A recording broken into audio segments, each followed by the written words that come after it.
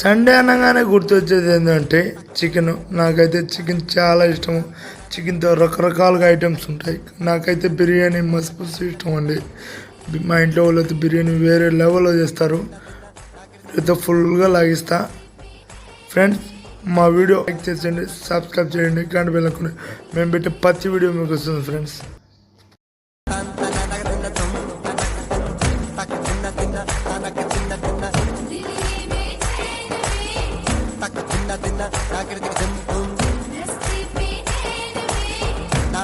na na na na